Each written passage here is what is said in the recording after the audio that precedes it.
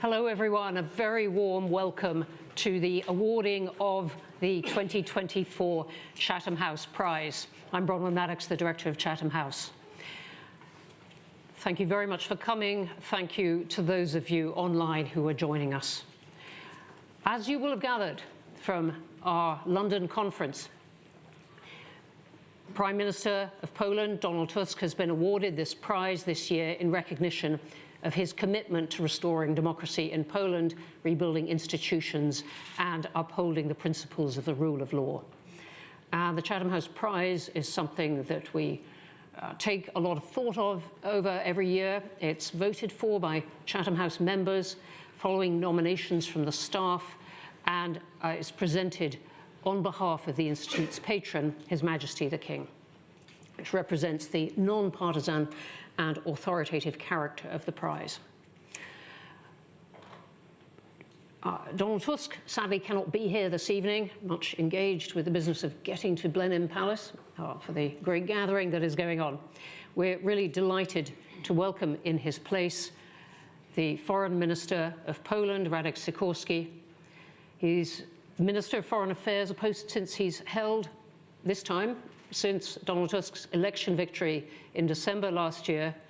He was previously also Minister of Defence and then held this post of Foreign Affairs for 7 years from 2007 to 2014. He has also been a member of the European Parliament until last year, sitting on the Committee on Foreign Affairs and the Security and Defence Subcommittee, and chaired the Delegation for Relations with the United States. So I'd like to thank him very much for attending today's event and also welcome our guests from the Polish Ministry of Foreign Affairs and from the Polish Embassy alongside our other distinguished audience and guests. We're going to have an opportunity to hear from him in a minute. He is going to speak for a while, having received the prize.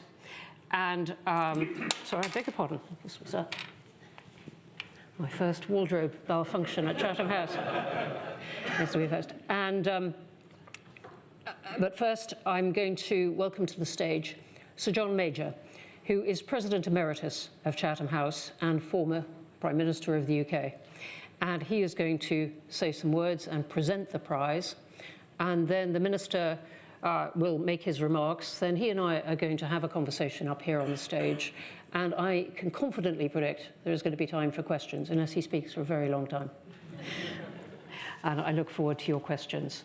Thank you very much indeed. Sir John.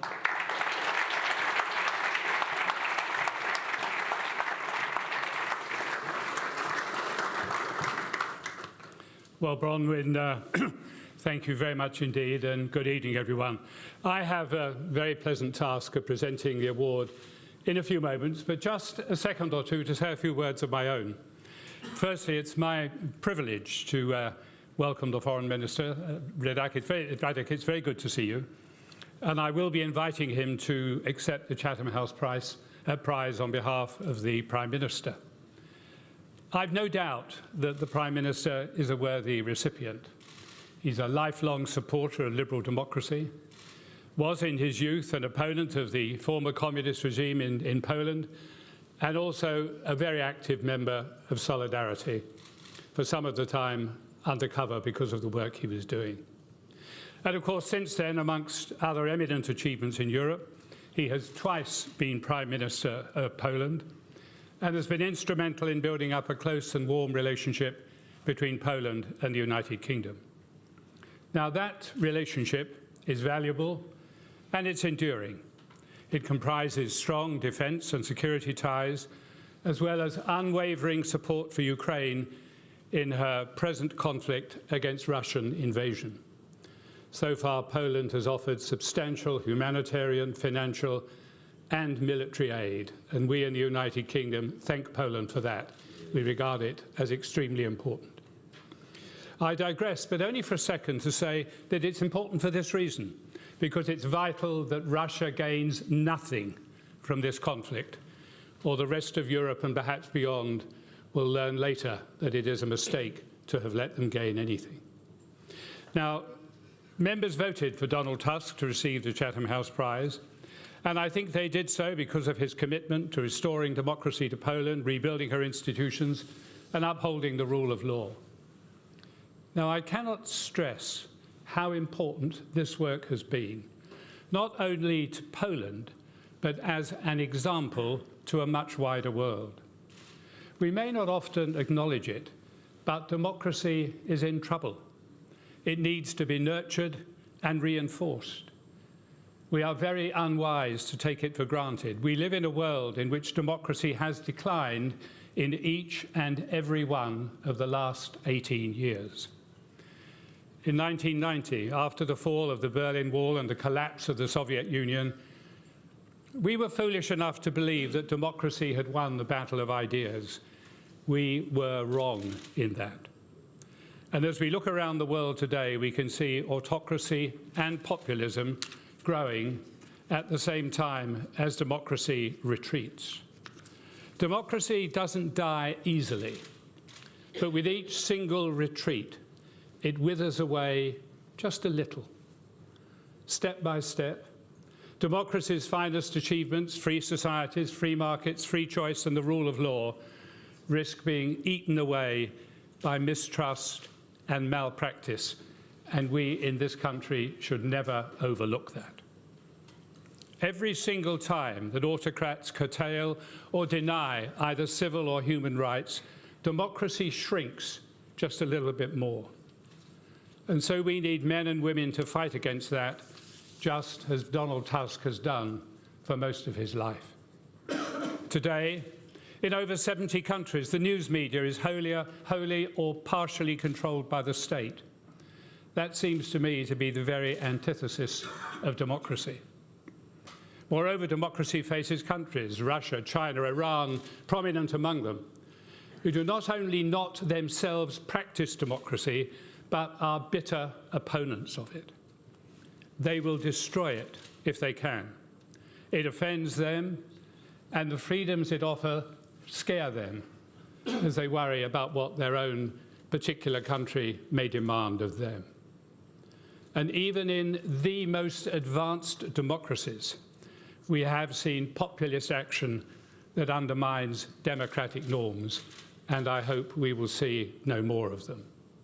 So it's against such a background that for many years Donald Tusk has fought. He's shone a light on anti-democratic practices and has been brave enough to reverse them in his own country against very hostile opposition indeed. We need his brand of leadership in many countries in and beyond Europe. And so for this and much else, in a life of fighting for what is demonstrably right and against what is demonstrably wrong, Donald Tusk is a worthy recipient of the Chatham House Prize. And it gives me very great personal pleasure to invite Radosław Sikorski to receive it right now on his behalf. Radek. Well done.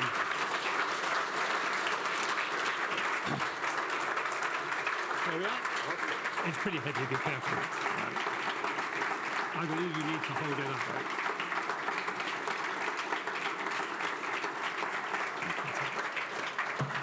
Congratulations.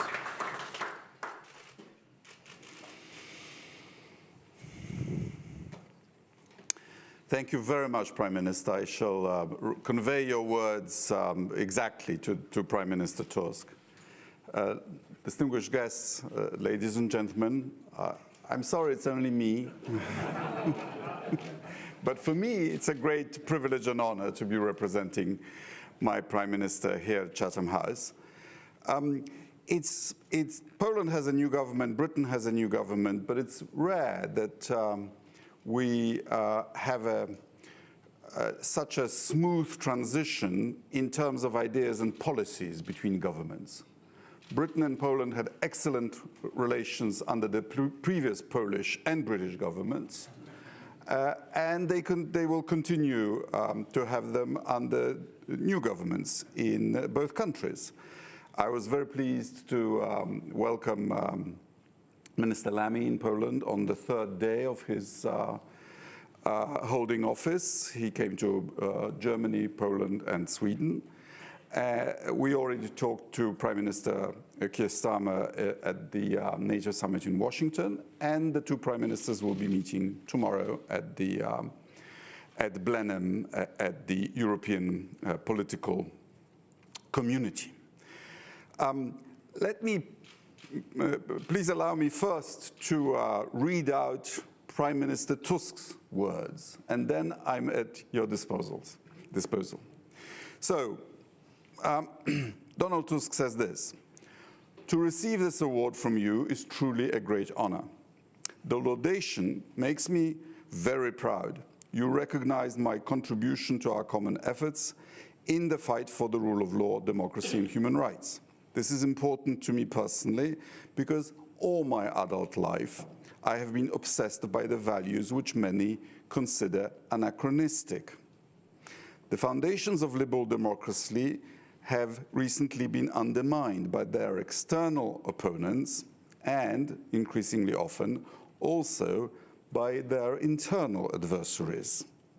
The renaissance of authoritarian ideas, the cult of violence, disregard for rules, for the international order, for laws and the Constitution, contempt for the weaker, hatred towards others, have all materialized in many corners of the world, in both the East and the West, in America and Europe, not to mention the countries Anne Applebaum recently wrote about in her book under the telling title Autocracy, Inc. I stress these are the words of Donald Tusk, but the book is on pre-sale on Amazon. Today we can see with clarity that the words of warning that came from people like you, from institutions like Chatham House, that democracy is under threat, that history has returned with brutality, that we need to take up the fight in defense of our values and principles, and today also in defense of our borders and territory. I hope we now can see clearly that those warnings were not exaggerated, but they were often downplayed and even ridiculed. As I go through my notes and speeches from the years 2015, 2019, when I was president of the European Council, I find traces of my countless efforts to mobilize and alert other European leaders. Countless and ineffective efforts. Frankly speaking, I can even say that I earned a bit of a reputation, quite ambiguous for a politician, of an annoying and somewhat naive idealist, a maniac fixated on threats coming from Russia, a Don Quixote tilting at windmills. Fortunately, I was not entirely alone, and the next months and years only proved that it was those of us who made the warnings who were right. One of the greatest problems was the mood, which had long kept liberal Democrats company, a combination of fear of confrontation with evil, of reluctance to call things by name, and of a false balance between truth and lies, and a fatalism with a lack of faith in one's own strength. I could see it virtually everywhere, during the migration crisis, in our trade talks with China, in election campaigns in the US, and in the efforts to accommodate Russia. I could go on. What prevailed was the doctrine, the mood of capitulation, that with no gas from Russia, the European economy will collapse. China is too big to introduce protective tariffs against. There are too many illegal migrants to stop them. It was the migration crisis in particular that showed the scale of weakness of the liberal democratic camp. People seek public authority that gives them a feeling of safety. A public authority that is able to protect the borders and the independence of the country. An authority that has the monopoly and is ready to resort to force in defense of its citizens and to enforce the rule of law. Politics without strength is a pathetic spectacle. And authority that is powerless or undecided in the face of evil for ordinary people is contemptible. There is no objective reason why the advocates of freedom, of rule of law, of individual rights should be weaker, less determined, or less decisive than corrupt autocrats or political magicians. When I returned, having fulfilled my European mission, to Polish politics, to stop the march of populists who had been in power for several years, I heard day in and day out those dreadful words: you don't stand a chance. What is now happening in Poland and around Europe cannot be reversed. Luckily, I never forgot the words of Hannah Arendt, who said that things become irreversible only when people start to think so. And I didn't think so. I have always rebelled against the principle of submission and the view that good should not resort to force, that should turn the other cheek when you've already been slapped. Against non-violence and moral victories, which are nothing else but a play on words and only help to swallow a bitter pill of failure. So many times in our history had moral centrist Democrats abdicated in the face of extremisms, which all too often led to catastrophes, misery, and mass atrocities. Freedom, the truth, and rule of law will not defend themselves, as the Prime Minister said. We must fight for them every single day. And we must know how to win, even if it costs us a lot of our time, a lot of our sweat, and sometimes our blood and tears. Today, it is the Ukrainians who are paying the highest price. It is no accident that two heroic presidents of Ukraine are the former laureates of your prestigious prize, Volodymyr Zelenskyy and Viktor Yushchenko. And this is also why I feel so proud to be among such remarkable people. Thank you for the honor. I accept your prize with gratitude. Donald Tusk, Prime Minister of Poland. Thank you very much.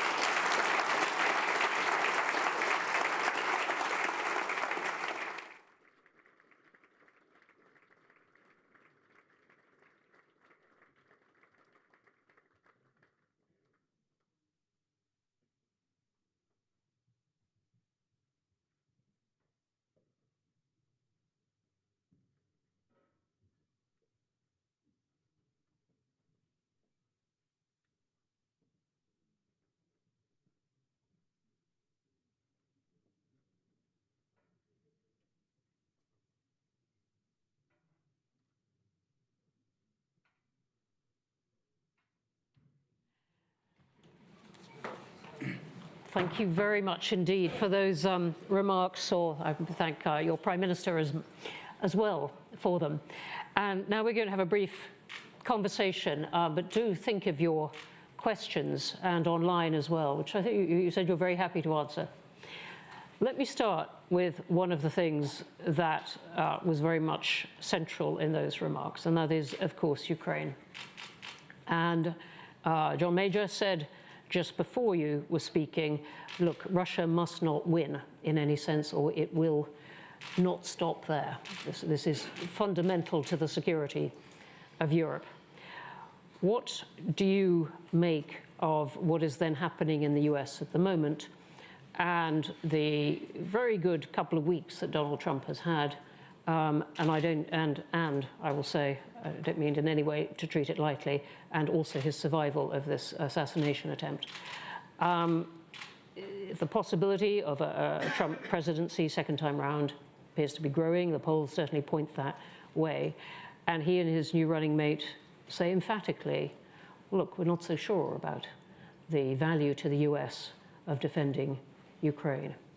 What would you say to them, and what are the consequences in Europe?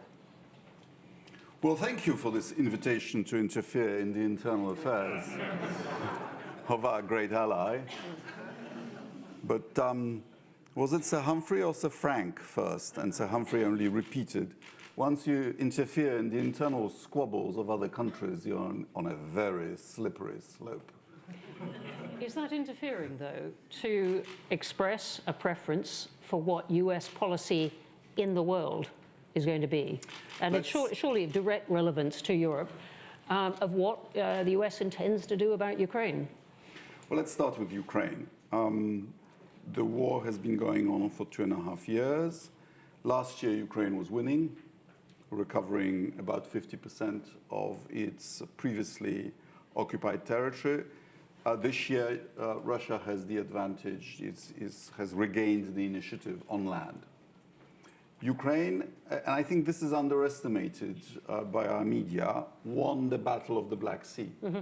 It with huge effort, kept that corridor to the Black Sea. A country with no navy has cornered the Russian Navy to the eastern side of the Black Sea, which means that Ukraine is now exporting its grain at pre-war volumes, which is important. It made a huge difference to our farmers, for example, both European farmers. The prices of food across Europe, absolutely. Quite. So, and in the air, it's a mixed picture. So on the one hand, the Russians don't have air domination over Ukraine, which I think is amazing. If we were having this conversation 3 years ago and we said that there was a Russo-Ukrainian war, we would all assume, including me, that Russia would have total domination in the air. It has advantage, but not domination. So it's able to send missiles in and to use aviation for infantry support, but it can't just fly as it pleases. And if you count drone warfare as part of the air war, there I think Ukraine has the advantage. And I believe, you know, at the NATO summit, we've decided to create a joint analysis and training center in Poland, actually in my hometown, which will analyze the effects of this war and train Ukrainians. I think it's the Ukrainians who will be training us, because this is the most sophisticated war that's ever been fought. You know, it's the Ukrainians using Western, but also their own IT techniques, can prioritize targets and use all kinds of weapons for targets in proportion to their economic value, which is amazing. Ukraine will be under huge pressure, and this is also, I think, underreported this winter, because the Russians have destroyed 70% of their electricity generating capacity. And they're clearly targeting that repeatedly. Which is a war crime. What is not remembered is that Ukraine, literally in the first weeks of the war, synchronized their their power system with the EU. And actually, for most of the war, Ukraine has been exporting electricity to the EU. We now need to pay back the favor by sustaining them during a winter which is going to be really hard. So, first of all, where is the point at which Putin decides that the invasion was a mistake and that the costs in blood and treasure do not justify the ultimate prize? He's clearly not in that. He's clearly not in that. And just coming back to this question of the US, there is no reason for him to conclude that before the result of the American election, where he may get a US president distinctly more inclined to his point of view. Let me just finish on this, because on this I also stand corrected. I thought that if they lose 100,000 people, Russia or Ukraine? Yeah. They would give up. And clearly their pain level is higher. Okay? But Putin clearly hopes that a change in the US administration will help him and will reset the calculus. But he has made these misjudgments before. He misjudged, first of all, the Ukrainians. He believed in his own propaganda. He believed that Ukrainians are just Russians who speak with a funny accent, and was surprised that they fought back. He misjudged Europe. He thought we would be divided, and the best that we can come up with is maybe excluding from SWIFT. He misjudged the European Union, and we misjudged ourselves. If you'd asked me 3 years ago whether the EU would be sending billions of euros worth of arms to a third country, I would have said, no, we're not there yet. And And yet, this is what we are doing. And he misjudged the United States. He did not expect that we would help Ukraine to the tune of 300 billion euros overall. And he may be misjudging American politics too. You know, Poland has, like Britain, wants to have the best possible relations with whoever is in charge in Washington. So I'm very careful to be meeting with both the administration and the alternative administration. Every time I go, I meet with not just Republicans, but Trump's Republicans. Yes. And I have no idea what they will do, but what they tell me is that there are two schools of thought. And one of them says, it's not the Ukrainians who need to be brought to the negotiating table. It is Putin who needs to be brought to the negotiating table. And the only way to do it is to tell him that if he doesn't, we will escalate our assistance to Ukraine. That if that school were to win, then maybe we might get somewhere. You know, but at this stage, we're speculating both about the outcome of the election and about policies. That is true, and I could agree with pretty well everything you've said, that Ukraine has done astoundingly well, and that even at this point when a lot of people have been describing how Ukraine has been struggling, it is still doing astoundingly well through that, and that is partly because of a surprising or a level of European and American support that would have been surprising before this all happened. I absolutely take your point that we can't speculate on the result of American elections, though there aren't many possible outcomes. There aren't lots and lots of parties the way there are in other countries. So let me ask you just simply, do you think Ukraine can win in any sense without continued US help? Well, hypothetically, if the US, for whatever reasons, either change of administration or a change in the Senate, or because whatever, of internal, it doesn't have to be just the president. Yeah. What if? And the last supplemental was delayed by 6 months, at least. So say they can't pass another supplemental, right? Entirely imaginable, unfortunately. I still think that the US would sell us their weapons for cash. And then we in Europe would have the choice. Do we increase our commitment and buy the weapons, because that's where the productive capacities are, or do we give up on Ukraine? And there's 300 billion of Russian money sitting in Belgium. So we could use that to buy American weapons to help Ukraine.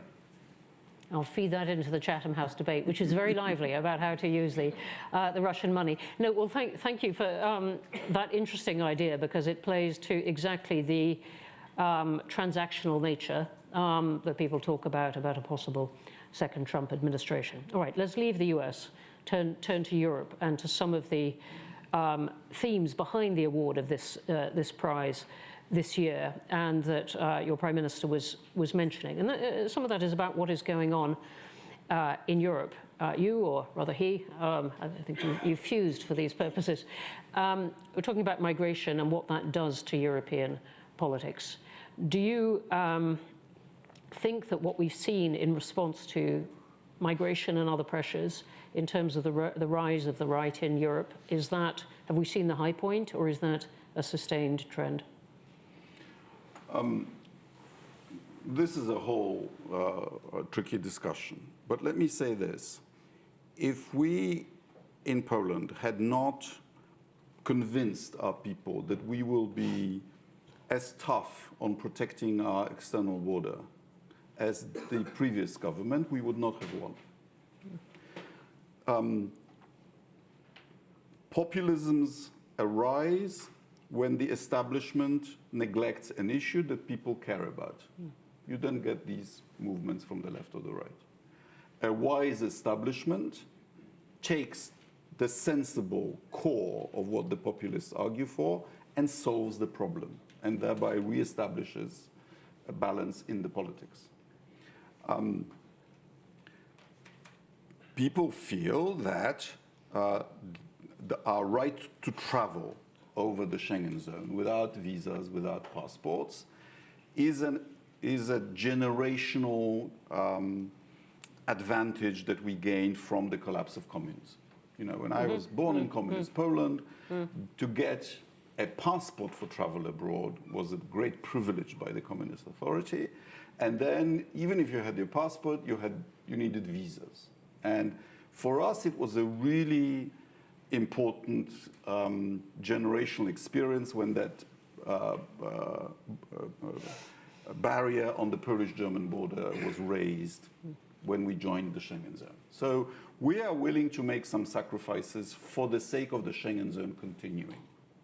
And we understand, in Poland, we have consensus on this, that if the free travel area inside the EU is to be protected, the perimeter has to be policed effectively. That you can't have freedom of travel internally and open border.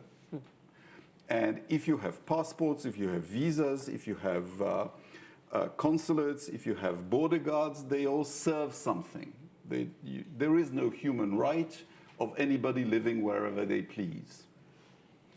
Moreover, there is 1 billion people, and look, you know, we are a nation that's been a nation of refugees and migrants for 300 years. I was personally a refugee in this country, for which I am eternally grateful. I've gone back to my country. Okay?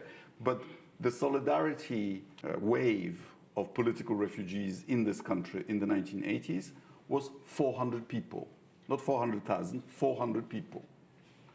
But numbers matter, and we just cannot have millions. Okay? So what we have on the Polish-Belarusian border is not really migration. It might have been so in the past, but today this is an organized assault on the EU border. This is aggression by means of using these helpless. Some of them are very aggressive. Some are genuine refugees, no doubt. We now monitor it very closely. We have tapes of these groups, organized groups of migrants trying to breach the barrier, and we catch them on our side. 90% of them have Russian visas. These are people who are encouraged in Ethiopia, in Afghanistan, in Iraq, to come first to Russia, then they are transported to Belarus and taken by buses paid for by the Belarusian border guards. They come to the local offices of Belarusian border guards, are then trained how to cross the border. We have them on tape of how to put a knife at the end of a stick and how to wound a Polish soldier, even if the soldier has body armor. And many of our soldiers have been wounded. One was killed a month ago. So this is a method of hybrid warfare, not migration. And as such, it has to be repelled, just like we repel the arsons, the death squads that you know so well in Britain. And we would be failing in our duty if we were not protecting that border. That's what the people demand, and that's what they will get. There are many, many countries around the world, but certainly in the European Union, that would be delighted at what you just said.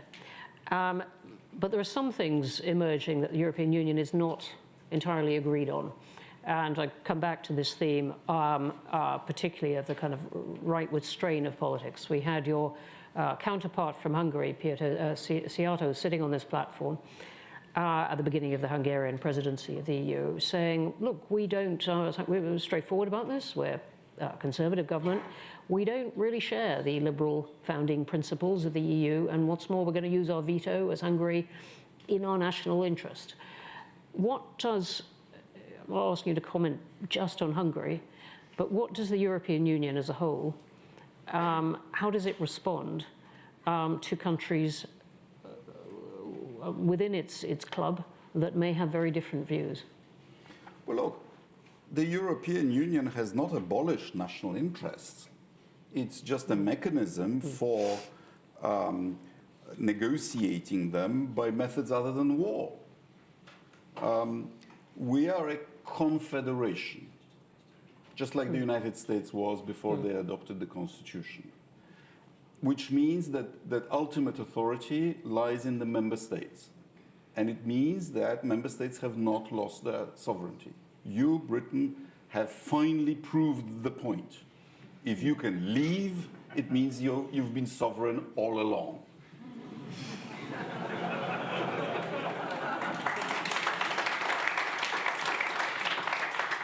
As I've mentioned already, I was born in communist Poland.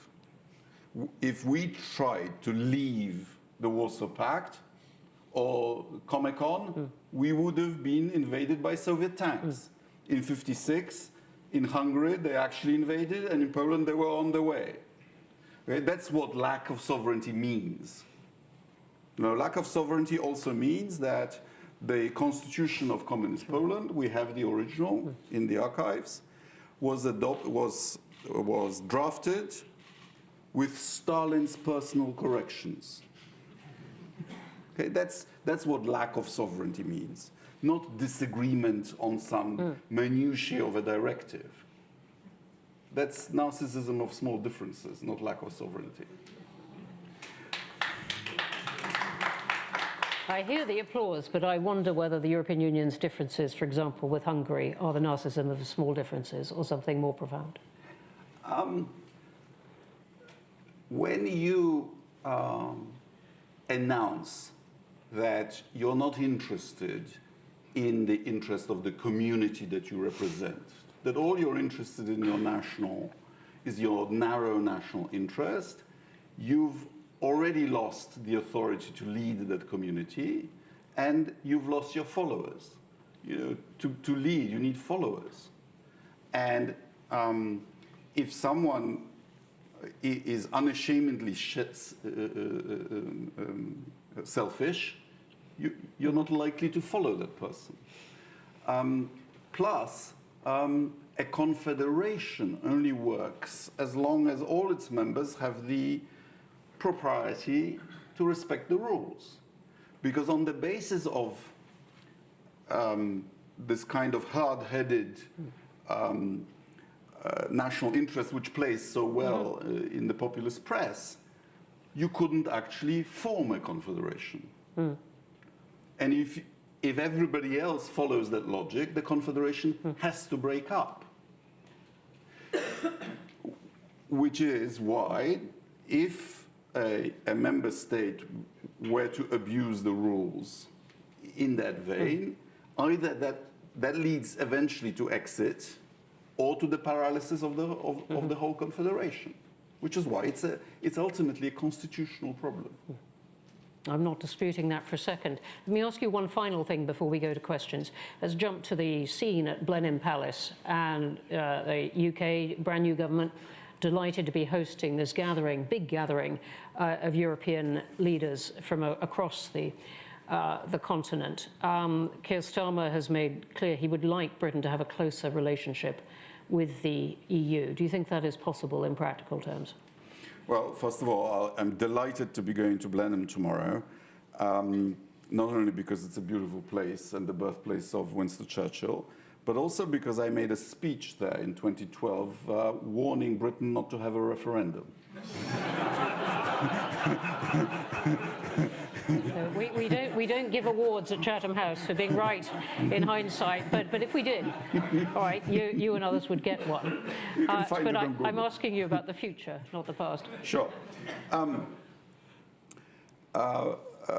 David Lammy told me two things. That Britain would like to reset its relationship with the EU, and that Britain would like to have some form of an agreement to regularize its relationship with the EU, at least in the broadly understood security sphere.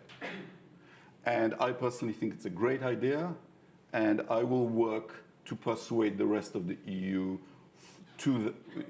of that idea during our presidency. Presidencies are not what they used to be, particularly, as you know, in the foreign affairs sphere. which is why Viktor Orban sending a letter about his trip to Moscow on the presidency letterhead raised some eyebrows. Because since the Treaty of Lisbon, in foreign affairs, the presidency is the president of the council. Yes. And the High Representative for Foreign and Security Policy. But we will be discussing these issues, and I think a new British government is an opportunity to have a reset. Okay. On that note, let's go to questions, if we can have the lights up a bit. Okay, lots of hands going up. Let me take them in pairs. One right in the middle there. Yes, I think you were the first, and then behind you. Thank you very much. Isabel Hilton, Chatham House member. I think that Putin's position would look very different without the support of Xi Jinping. China keeping the industrial economy going, buying the energy, moral and diplomatic cover. Do you think that Europe could or would raise the price to China of that support? And if so, how? Thank you. And I'm going to take them in pairs, Right. just so that we get a variety of things. Thomas Cole, former European Commission accession negotiator. Do you think that the EU should speed up accession negotiations with the countries of the Western Balkans, take into consideration President Ursula von der Leyen's belief that the EU should be a more geopolitical actor? Thank you. The speed of negotiations depends on the speed of accepting the acquis communautaire. Since you deal with these things professionally, you might agree with my view that the word negotiations is a very polite one for the process, because the EU has existed for decades. We have a body of laws and standards and procedures, and a new member state has just to accept them as their own. And when people think it's some kind of meeting halfway, then they will unnecessarily delay their accession.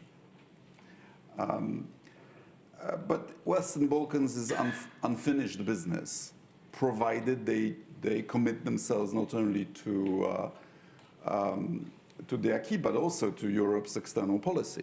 And as you know, not all countries have synchronized their foreign policies with that of the EU. But yes, the next enlargement commissioner will have, for a change, an ambitious task. So I think we might get another enlargement, possibly a big enlargement at the end of the decade. On China, let's grant it to the People's Republic that they do respect our thickest red line, which is not to supply arms to Russia, unlike Iran or North Korea or some others. They do supply components, and you didn't mention a nefarious aspect, namely they parrot Russian propaganda narratives, not only in China, but also in Chinese-owned media in the so-called Global South, which is where they've gained a lot of influence. But I think China is getting what it wants, which is a vassal for free. Actually, not for free, even making money on it. So, you know, the Russian market for motor vehicles, for apps, for white goods, it has been taken over by China. That's not necessarily our victory. Our biggest sanction that has worked is that the Russians have lost their most lucrative market for energy. They were getting serious prices for their oil and gas in Europe. They are now selling it at huge discounts to India for rupees and to China at an even bigger discount. From China's point of view, it's a pretty advantageous situation. What we tell Chinese comrades is that Poland and China have a few things in common. First of all, we only have one neighbor between us. Second of all, and I know where I'm saying this, we were both victims of European colonialism in the 19th century. And that therefore, they should be telling the Russians that the time of European colonialism is over. And China, I believe, is the only country that could not just be a peace messenger or interlocutor, that could actually enforce peace. You know, there are plenty of other intermediaries. You know, there is Turkey, there is the UN, the Swiss, the Hungarians are making themselves available. But China would have the power to actually force Putin to moderate his demands and therefore make the Ukrainian and Russian red lines come together. I draw your attention to a little incident that's been forgotten. In January 22, before the Russian invasion of Ukraine, there was a changeover of power in Kazakhstan. And Russia intervened militarily in Kazakhstan on behalf of the new leader, the current leader of Kazakhstan, Mr. Tokayev. And China told them after a week to get out, or else they would sever trade links. And they did. My friend and mentor Zbigniew Brzezinski told me that the choice for Russia strategically is to be either an ally of the West, but then some rules apply, or to be a vassal of China. I believe Putin made the right choice for himself in the cause of holding on to power, but the wrong choice for Russia. Great. Let's have another couple. There was someone incredibly keen right at the back with a hand up further than anyone else. Yes. Ahmed al-Shaybani, President of the Democratic Party of Libya. Wow. I see you speak very proudly of how your country have managed to stop the illegal migration. Recently, there has been a program in the BBC where an official from the Greek government acknowledged what they do is a crime against humanity by throwing the refugees back to the sea to die. And the Prime Minister of Italy, Georgina, has given similar directives not to assist any ships in distress. I would love to hear, I mean, sadly, perhaps 70% of the refugees come out from my country. What would be your solution to solve this conundrum? Thank you very much for that. And I'm going to take one online from Trevor Clark, who says, what can the West do to maintain truth? And uses the lovely metaphor from Dominique Rollin of spreading ink cloud in a glass of water to describe how truth, I guess, dissipates. Well, I'll take the last one first. I have a controversial view on social platforms, which is now where most people get their news from, and whose business model it is to attract our attention and make us angry and make us excited. I would ban algorithms on social media. There is nothing sacred about exploiting our anger, undermining our democracy, and screwing up children's minds. If something is bad for us, in our judgment, we can ban it. I'm old enough to remember that in the 1970s, TV companies experimented with these flash ads. Do you remember? Subconscious ad. They're subliminal ads. That's right. You can't actually see it because it's too brief, but it affects your consumer preferences. What did we do? We just banned them. Whatever is illegal in the real world should be illegal in cyber. We regulate newspapers, we regulate radio, we regulate TV.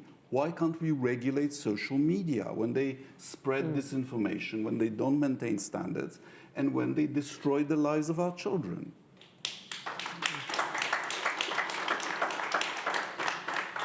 But I'll tell you who can do it.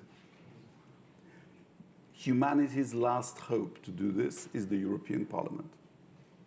Because we are big enough and not yet captured by the companies to actually do it.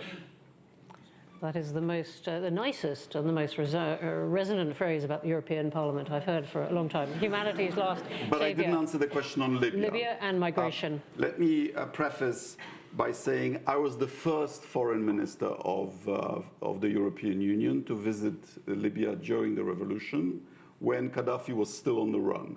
Okay, I went to Benghazi and it was quite risky.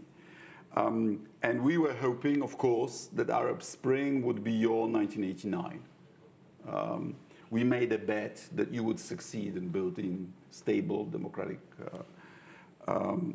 societies, and it's one of the bets that we lost, unfortunately. You are now prey to these unscrupulous people smugglers. Some in the audience may have noticed that Wagner Group has now been renamed wonderfully Africa Corps. And Africa Corps is trying to take Tobruk again.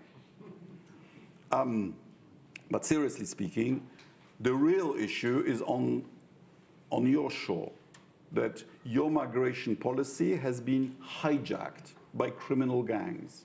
And that's where the solution is. Look, as I said before, I'm a refugee myself. I will not do this, this business of dehumanizing refugees. People and goods flow to where they command a higher price. People want a better life for themselves, for their kids. They take desperate measures. We get that. But smuggling people is criminal activity. And criminal activity should not be enabled or supported. Enabling or supporting criminal activity is also criminal activity. It's one of the reasons I've been advocating European defense at in my role as MEP, even before the Ukraine war. Because sorting out Africa Corps in Libya so that they don't endanger these poor people to set out in these dinghies across the Mediterranean should not be a task beyond our capabilities. And so this is something we should do, and we should be able to do it as Europe. We should not be so pathetic as to always call on the United States to solve the problems in our immediate neighborhood. They also have a southern border that they can't, that there's a big problem for us, and they don't call on us to help them. So, Libya is in a fortunate position. You have money to pay for better policies, but you should not be prey to these criminal gangs, and we need to help you. Thank you. I might be able to squeeze in really, really quickly. One here in the middle.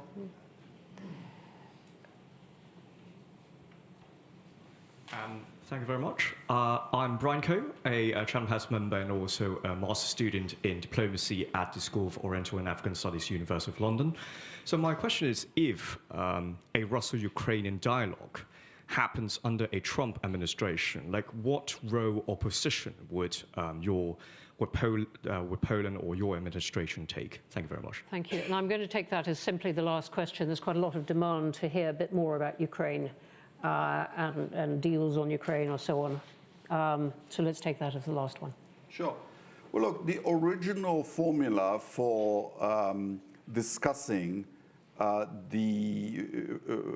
the Anschluss of Crimea and then the Russian assault on Donbass was the Geneva formula, which was Russia, US, EU, and Ukraine, obviously. That seemed to me to be a good formula. Certainly, it has to include Ukraine. we think about the present with the templates of the past. Some people still think that the World War I and World War II are typical wars. Actually, they were quite unusual. How did the Winter War, where Russia invaded Finland, end? With direct negotiations between Stalin and the Prime Minister of Finland. Iran-Iraq war. Sometimes you cannot find a solution, which is why we don't have a peace, we have an armistice on the Korean Peninsula. And by the way, Poland is on the Neutral States Supervisory Commission of the armistice. But for talks to have any chance of success, the aggressor has to moderate his demands. And it's happening. Putin's original aim was to take over all of Ukraine. And he thought he would do it through a coup in Kiev and appointing a puppet president and so on. Paradoxically, when he now says, I just want all of the provinces, parts of which I've occupied, he probably thinks of that as a concession.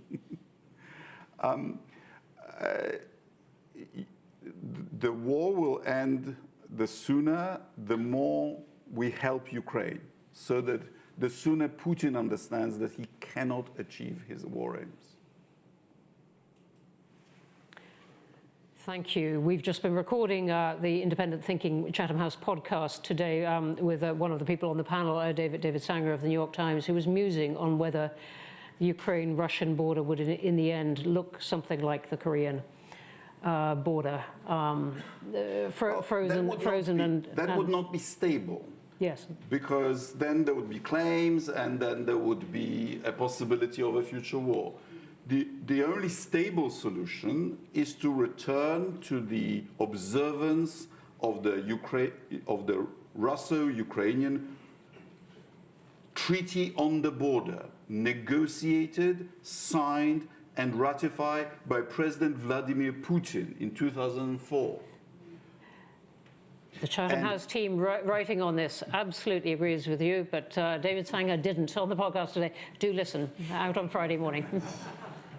I think we're going to have to leave the discussion of Ukraine there. We have run out of time. We could clearly go on with many, many more questions. And thanks to your interest and stamina, many more answers perhaps, but we're going to have to stop then. So many thanks indeed for coming. And I enjoy it. Thank you, Minister.